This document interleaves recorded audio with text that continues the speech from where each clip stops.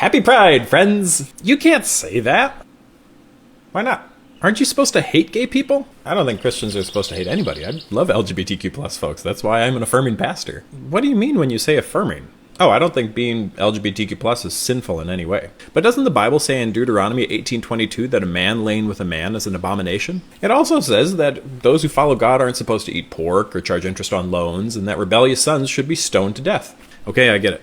That when you win in a battle against a town, you should kill all the males and take all the females as slaves, that we should have little fences on the edges of our roofs, that we should forgive debts every 7 years, but we ignore all of that. Yes, okay, I get it. We don't follow Deuteronomical law. What about Romans 1:27? Males committed shameless acts with males and received in their own persons the due penalty for their error. What about Romans 2:1? Therefore you have no excuse, whoever you are, when you judge others. For in passing judgment on another, you condemn yourself, because you, the judge, are doing the very same things. What about 1 Corinthians 6:9? What language does your translation use? Well, the King James Version says, Know ye not that the unrighteous shall not inherit the kingdom of God? Be not deceived, neither fornicators, nor idolaters, nor adulterers, nor effeminate, nor abusers of themselves with mankind. Wait, I thought this was a clear verse about gay people. Some translations render effeminate as sodomites, but that's really just a guess. The Greek is ambiguous. It refers to somebody that is soft or passionate.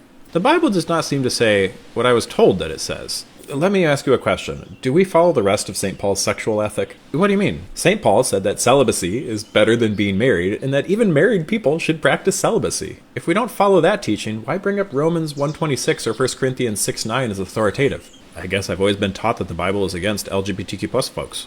If that was so important, why didn't Jesus say anything about it? He does talk about, in marriage, how women and men become one flesh. That's descriptive, not proscriptive. Jesus really never addresses the issue directly, only obliquely in Matthew 19, where he encourages his disciples to accept eunuchs. What's a eunuch?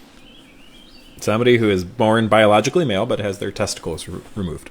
Were they treated differently because of that? Oh yeah, definitely. They weren't allowed into the temple and faced discrimination. But Jesus told his disciples to welcome them. Yes, and we see that practiced in Acts 8, where St. Philip baptized the eunuch without any caveats.